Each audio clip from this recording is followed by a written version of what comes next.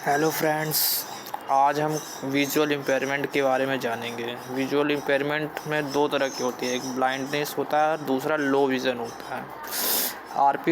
RPWD act 2016 के अनुसार visual impairment है क्या, ब्लाइंडनेस क्या है और लो विज़न क्या है, उसके बारे में जानते हैं।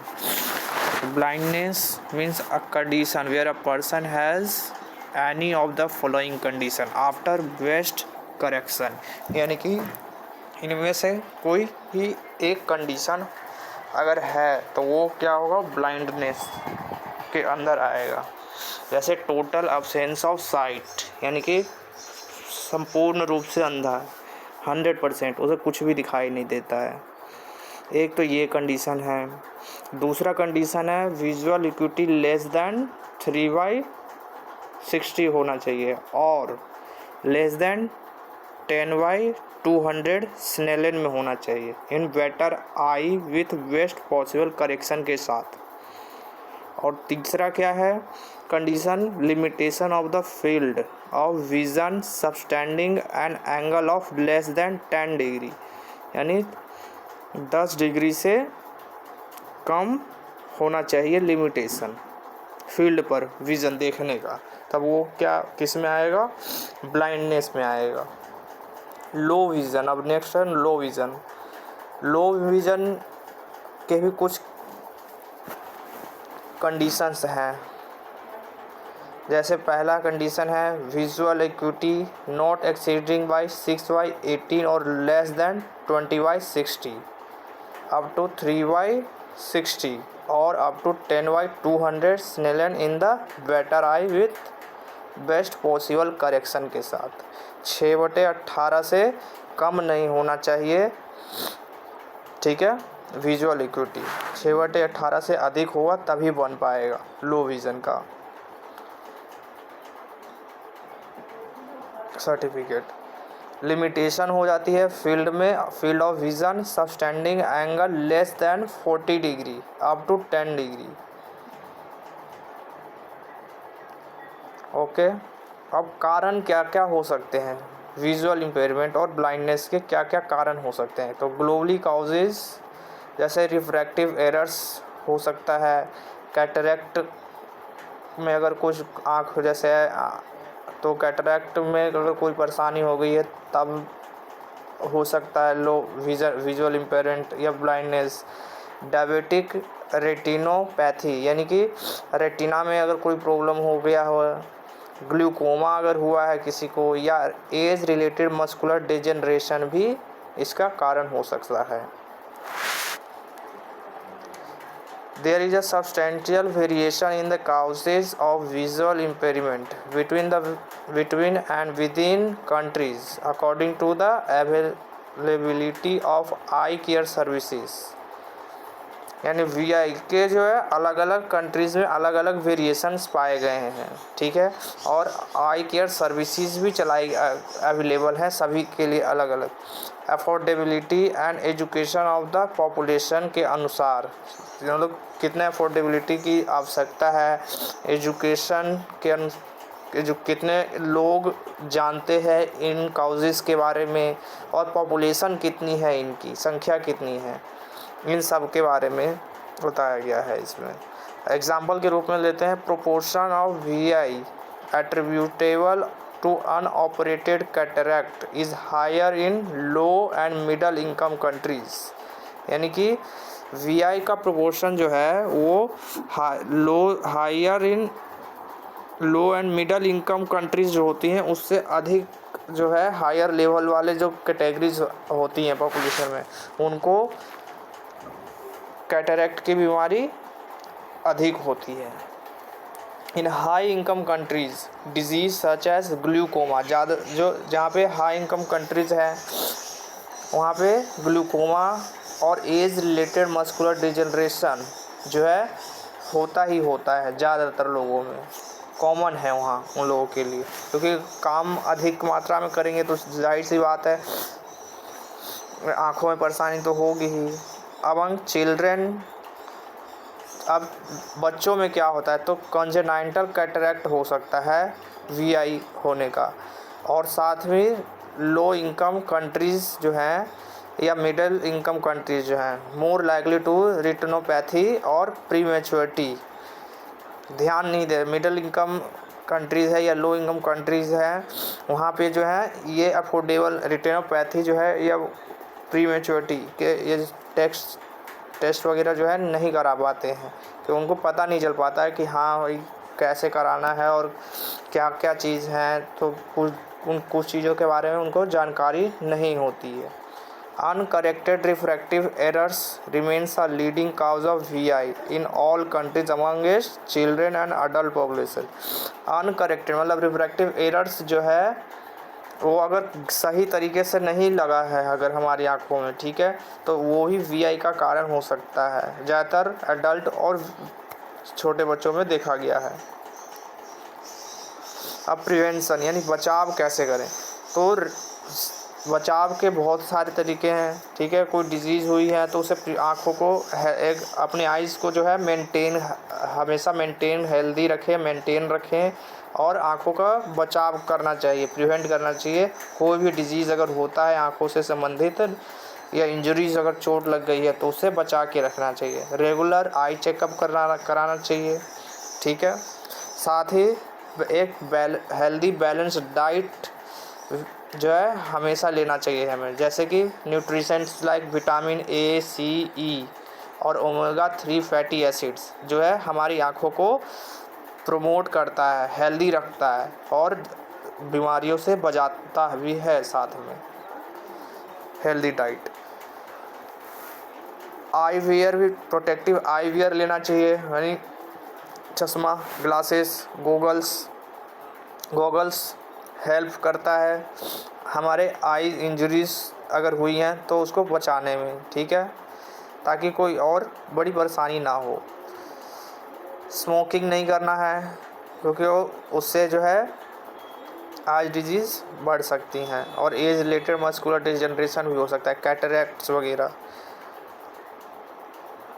स्मोकिंग अगर हम नहीं करेंगे तो जो डिज़ीज़ है वो बढ़ेगा नहीं, या आई जो ये वीआई होने के जो फैक्टर्स हैं वो कम हो जाते हैं, रिस्क ही कम हो जाता है। अब नेक्स्ट है मैनेज क्रॉनिक हेल्थ कंडीशंस भी हो जाता है, जैसे डायबिटीज़ हो गया, किसी को हाइपरटेंशन है अगर बढ़ रहा है तो उससे भी हो सकता है कि किसी व्यक्ति का अगर डायबिटीज़ और हाइपरटेंशन इंक्रीज़ यानी बढ़ जाता है तब ये ज़्यादा चांस हो जाता है आई डिजीज़ होने का, लाइक जैसे कि डायबिटिक रेटिनोपैथी। ये उन्हीं लोगों को होता है जिनमें डायबिटीज़ की पेशेंट्स होते हैं या हाइपरटेंशन बढ़ा हुआ होता है।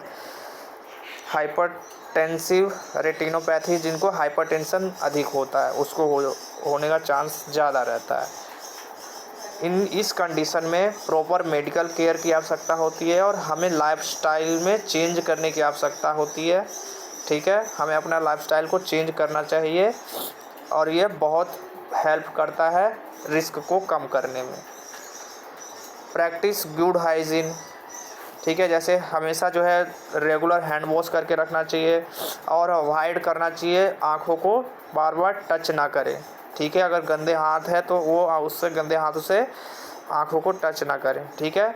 इससे भी हमें इन्फेक्शन होने का डर रहता है, उसे बचाएगा, ठीक है, नहीं तो फिर विज़न खोने का डर होता है, ठीक है। Rest your eyes, take breaks and resting the eyes regularly, हमेशा 5 से 10 मिनट जो है रेस्ट दें अपनी आँखों को। अगर कुछ काम कर, जैसे मान लीजिए एग्जाम्पल के कंप्यूटर पे आप 8 घंटे वर्क कर रहे हैं तो हर आधे घंटे बाद या 1 घंटे बाद जो है 10 मिनट का रिलैक्सेशन सेशन भी लेना चाहिए, ताकि जो है हमारे माइंड भी फ्रेश हो सके और आँखों को बाहर भी ना हो, ठीक है। अवॉइड करना चाहिए ओवर एक्सपोजर और टू यूवी या यूवी रेज जो होती हैं उनकी मात्रा जो अगर अधिक हो, अल्ट्रा वायलेट रेज अगर अधिक मात्रा में हमारी आँखों में जाता है तो उससे कैटरैक्ट नामक बीमारी हो सकती है, आई डिजीज़ हो सकता है। इसलिए हमें सनग्लासेस पहन करके रखना चाहिए गर्मियों में। ठीक है, ताकि आँखों से बचा जा सके और अल्ट्रा वायलेट रेज जो है वो डैमेज ना कर सके हमारी आँखों को। अब टाइप्स कौन कौन से हैं विजुअल इम्पेयरमेंट के।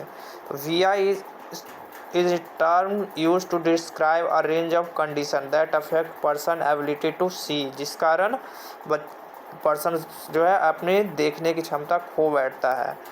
These conditions can vary in severity, can cause with a variety of factors, बहुत सारे फैक्टर्स हो सकते हैं इसके, जैसे कि जेनेटिक फैक्टर्स भी हो सकते हैं, ठीक है, कुछ इंजरीज हो सकते हैं, कुछ डिजीज़ हो सकता है, कुछ एज रिलेटेड फैक्टर्स हो जाता है। अब commonly V I their causes symptoms and treatments कौन कौन सी हैं ये देखते हैं। जैसे मायोपिया, इसके टाइप्स में सबसे पहले मायोपिया, जिसे नियर साइटेडनेस भी कहा जाता है। इसमें क्या है मायोपिया में कि पर्सन को जो है सी ऑब्जेक्ट अब क्लोज, मतलब पास की चीज़ें दिखाई देंगी, लेकिन दूर की चीज़ें जो है वो दिखाई देने में परेशानी होती है, डिफ़िकल्टी होती है, ठीक है। और इसमें जो है eye causes light to focus in front of the retina, focus जो होता है लाइट रेटिना के आगे होता है मायोपिया में।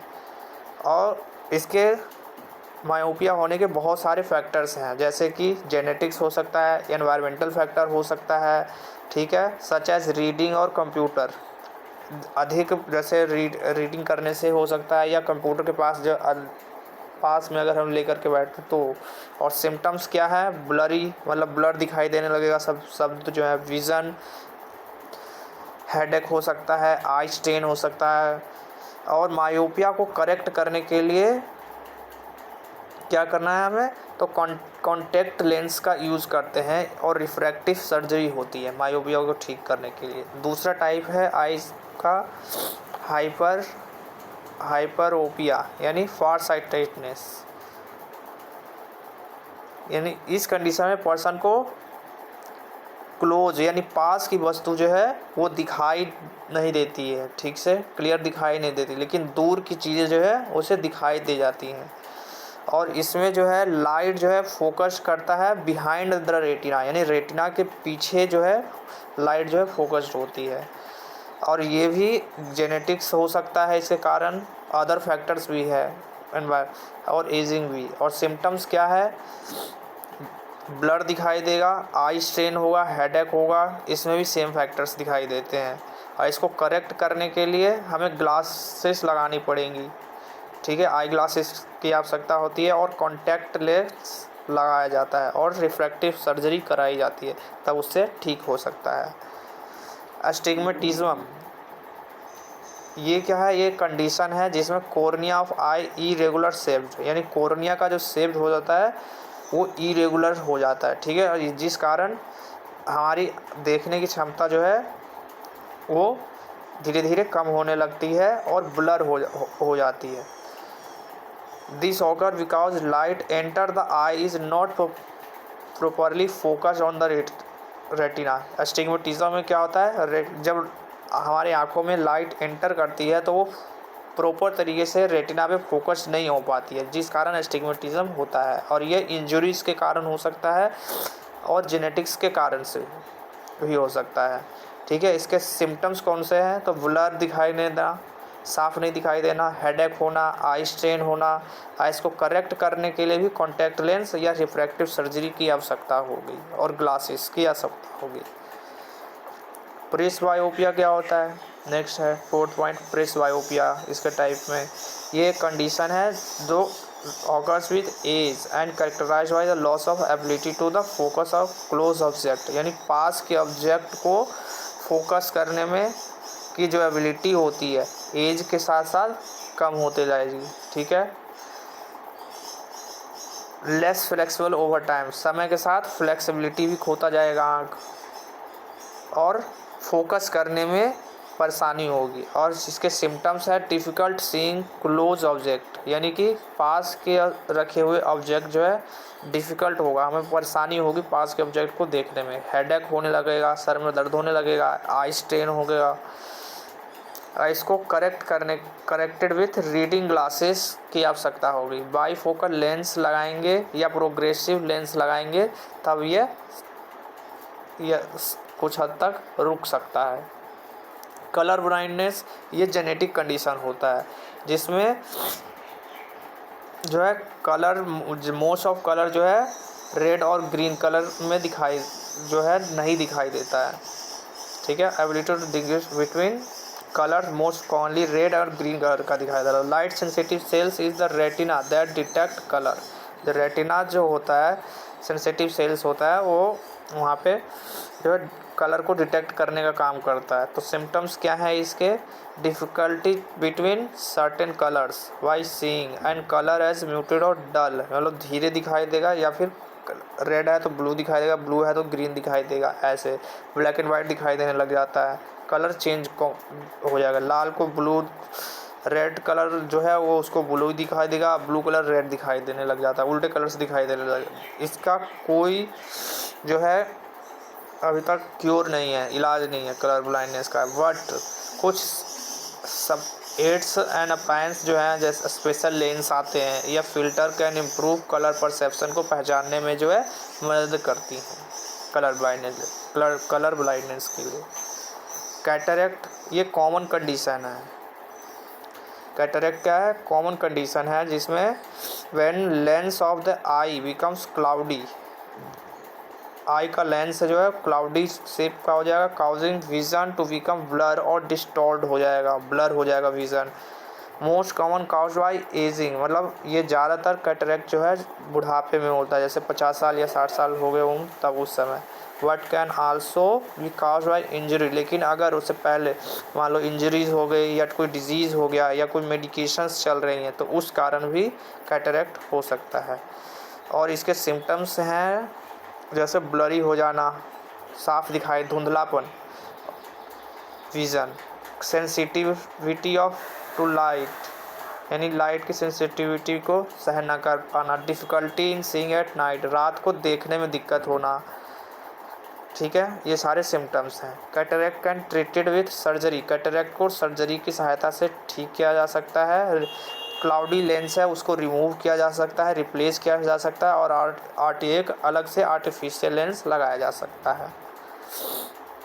अब ग्लूकोमा क्या होता है? Glaucoma is a group of disease that damage optic nerve. Glaucoma जो है ऑप्टिक नर्व के डैमेज होने के कारण होता है। Responsible for transmitting visual information from eye to the brain, जो इन्फॉर्मेशन आइज़ की सहायता से ब्रेन तक पहुंचाने का जो करता है वो ऑप्टिकल नर्व का होता है, और वही जब डैमेज हो जाए तो ग्लूकोमा की स्थिति पैदा हो जाती है। Most common cause by the high pressure, यानी हाई बीपी जिसका होगा, high pressure inside the eye. ठीक है, but can also cause by other factors, और भी फैक्टर्स हो सकते हैं इसके अलावा, हाई प्रेशर के अलावा भी और भी फैक्टर जैसे इंजरी अगर या डिजीज़ है। ठीक है, और सिम्टम्स क्या हैं इनके ग्लूकोमा के? पेरिफेरल विज़न लॉस हो गया, ब्लड विज़न और आई पेन, आँखों में दर्द, धुंधलापन, ये सारे सिम्टम्स हैं। Glaucoma can be treated with medication के साथ या सर्जरी करके या लेज़र थेरेपी की सहायता से ग्लूकोमा को ठीक करने का प्रयास किया जा सकता है। अब educational implication of VI, student के एजुकेशन को बहुत ही ज़्यादा प्रभावित करता है VI, आइज़ जो हैं। ठीक है, अफेक्ट एबिलिटी टू रीड, पढ़ने की क्षमता खो देते हैं, लिखने की क्षमता, और पार्टिसिपेट इन द क्लास, अगर कोई एक्टिविटी हो रही है, या इंटरेक्ट विद द एनवायरनमेंट के साथ इंटरेक्ट कैसे करना है हम नहीं कर पाते हैं। इसके लिए हमें कोई ना कोई टेक्नोलॉजी या की सहायता लेनी पड़ती है। अकोमोडेशन और adjustment made to the learning environment और materials to make them more accessible to student with VI। हम जो लर्निंग एनवायरनमेंट को है या क्लासरूम एनवायरनमेंट है उसको हम एकोमोडेट करते हैं स्टूडेंट के एक्सेसिबल, यानी कि उसको और मोर एक्सेसिबल बनाते हैं ताकि बच्चा VI स्टूडेंट जो है वो उसमें ढल सके। ठीक है, सामाजिक रूप से जो भी चीज़ हम उसे सिखा रहे हैं वो आसानी से सीख सके। ठीक है, अब सम कॉमन एकोमोडेशन क्लासरूम में जैसे हम कर सकते हैं, जैसे लार्ज प्रिंट मटेरियल्स रख सकते हैं जिसको उसको देखने में आसानी हो। ठीक है।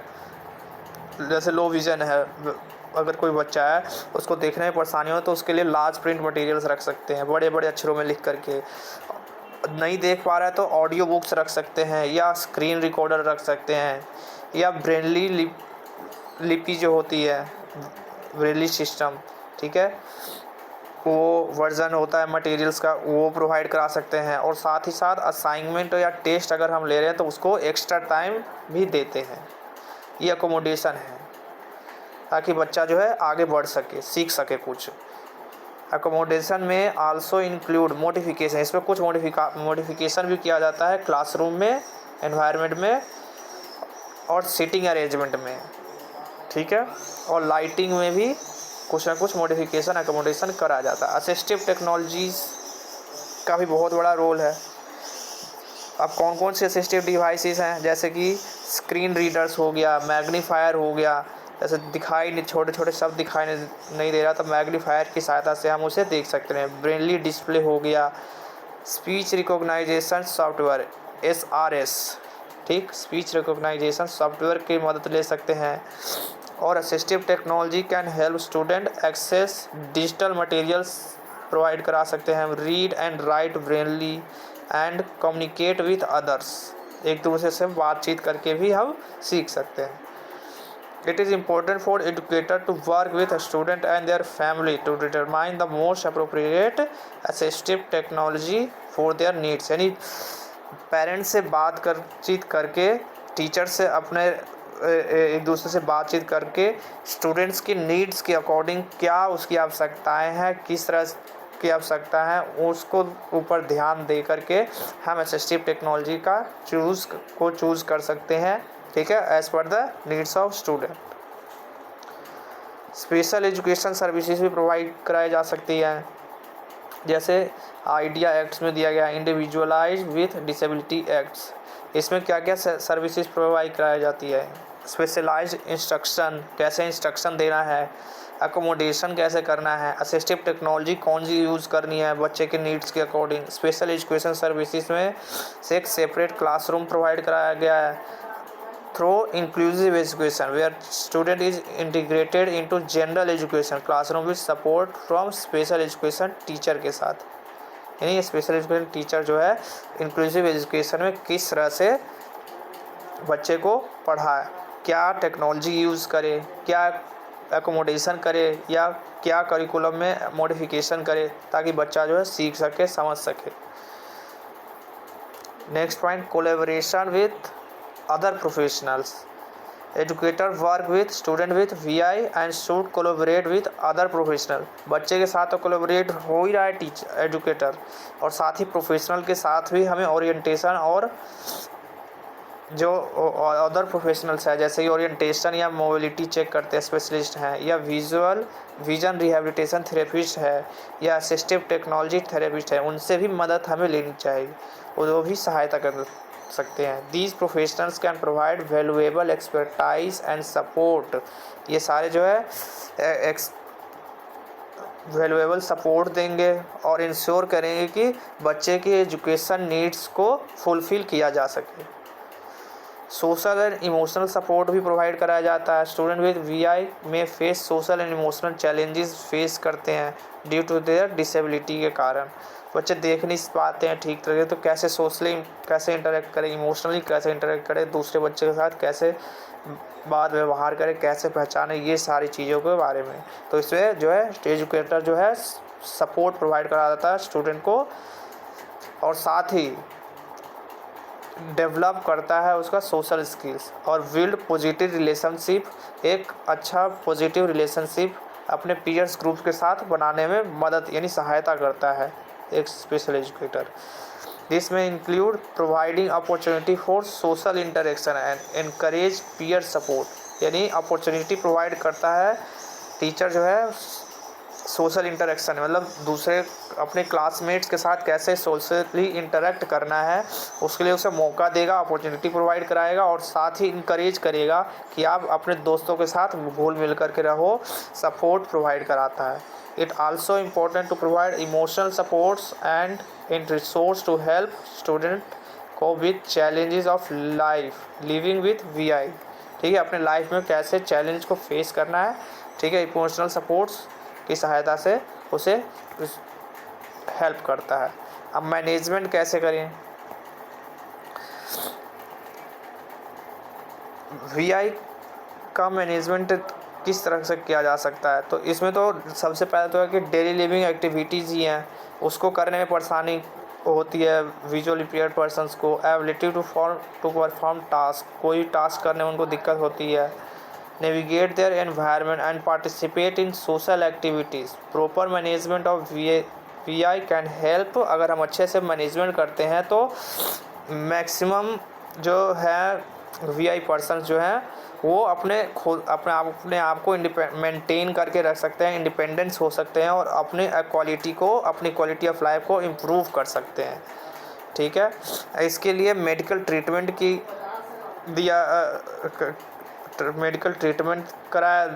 की सहायता दी जाती है, असिस्टिव डिवाइस प्रोवाइड कराए जाते हैं और साथ ही रिहैबिलिटेशन स्ट्रेटजीज़ भी प्रोवाइड कराई जाती है।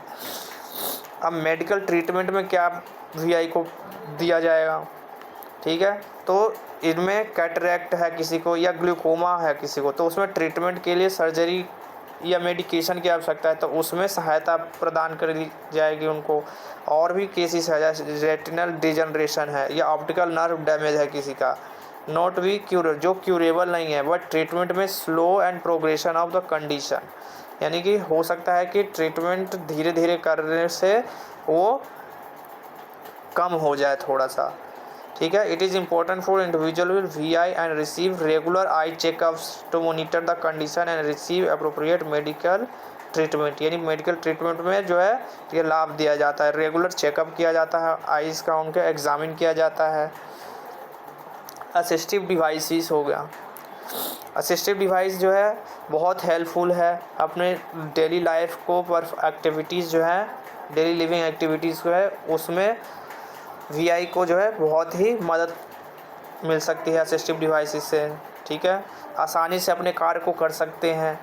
नेविगेट देयर एनवायरनमेंट, अपने आसपास के एनवायरनमेंट के साथ, वातावरण के साथ मेल जोल करके रह सकते हैं, सोसाइटी के साथ मेल मिलाप करके। सम कॉमन असिस्टिव डिवाइस जैसे magnifying glasses, telescopes, reading glasses, electronic device में screen readers, speech recognition software, ये सारे जो है वीआई इम्पेयर्ड पर्सन्स को हेल्प करते हैं। और मोबिलिटी एड में जैसे वाइट कैन्स और guide dogs can help individual navigate their environment safely. Safety के लिए वाइट कैन्स और गाइड डॉग्स की भी सहायता ली जाती है। रिहैबिलिटेशन, ये क्या करता है, रिहैबिलिटेशन प्रोग्राम चलाया जाता है ताकि वीआई पर्सन को हेल्प किया जा सके और उनकी स्ट्रेटजीज़ को मेंटेन किया जा सके और इंडिपेंडेंसी को डेवलप किया जा सके।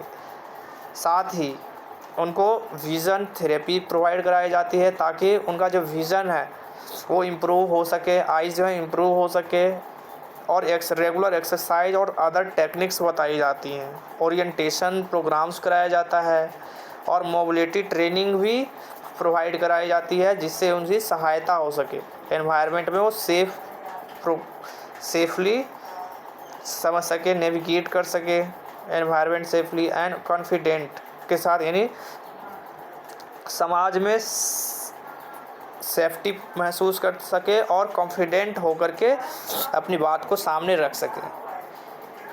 और साथ ही साथ रिहैबिलिटेशन प्रोग्राम जो है काउंसलिंग और सपोर्ट सर्विसेज भी प्रोवाइड कराता है जिससे उनकी सहायता हो सके, अपने इमोशंस को या साइकोलॉजिकल एस्पेक्ट्स है वो बता सके। लाइफस्टाइल में मॉडिफिकेशन कैसे कर सकते हैं, फॉर एग्जाम्पल के रूप में modifying the lighting in the home can reduce glare और इम्प्रूव विजिबिलिटी। मान लो एग्जाम्पल के रूप में कि लाइट में जैसे ग्रीन लाइट अगर जली है, ठीक है, कि आइज़ में प्रॉब्लम है, ग्रीन लाइट है तो वो अगर परेशानी कर रही है तो उसकी जगह पे हम ट्यूबलाइट लगाएंगे, या अगर ट्यूबलाइट से अगर परेशानी हो रही है बच्चे को, लाइटिंग परेशानी हो रही है तो फिर हम बल्ब का यूज़ कर सकते हैं जिससे उसको देखने में विजिबिलिटी मतलब पूरी तरीके से हो। Using contrasting colors can make it easier to distinguish objects. Organize the home in predictable and consistent manner and easier to individual navigate their environment. Important individual VI to maintain healthy lifestyle. यह बहुत ही ज़रूरी है कि अपनी healthy lifestyle को maintain करके रखें हमेशा, और रेगुलर एक्सरसाइज करें, बैलेंस डाइट ले रहे, रेगुलर चेकअप कराएं, हेल्थ केयर प्रोफेशनल के साथ जाएं, और साथ ही अपने लाइफस्टाइल को मेंटेन करने के लिए रेगुलर चेकअप कराते रहें, ठीक है, और एक कंसिस्टेंसी बनाए रखें। कम्युनिटी रिसोर्सेज में क्या आ सकती हैं? कम्युनिटी रिसोर्सेज जो है वो सपोर्ट प्रोवाइड कराएगा वीआई पर्सन को, और ऑर्गेनाइजेशंस हैं जैसे कि national federation of the blind and American council of the blind offers advocacy. क्या ऑफर्स करती हैं? ये एडवोकेसी ऑफर करेगी, एजुकेशन, शिक्षा अगर चाहिए तो शिक्षा प्रोवाइड कराएगी, और सब सर्विसेज प्रोवाइड कराएगी, support services to individual with VI and their families, उनकी फैमिलीज़ को भी, कि जिस सर्विस को उनको नीड्स है वो सारी चीज़ें जो है प्रोवाइड कराएगी। कौन? National federation of the blind और American council of the blind जो है ये एजुकेशन सपोर्ट सर्विसेज प्रोवाइड कराती है फैमिलीज़ को और वीआई पर्सन्स को। Local support groups can provide sense of community and support for individual with VI. यानी कम्युनिटी यानी कि हमारे आसपास के लोग, समाज के लोग जो है उसको हेल्प सपोर्ट प्रोवाइड करते हैं हमेशा, ठीक है, हमेशा सपोर्ट करते रहेंगे तो क्या होगा, उससे उसको और आगे बढ़ने की लक होगी, यानी कि वो और आगे एजुकेशन प्राप्त कर सकता है, कुछ अच्छा कर सकता है, ठीक है। ये मैनेजमेंट था।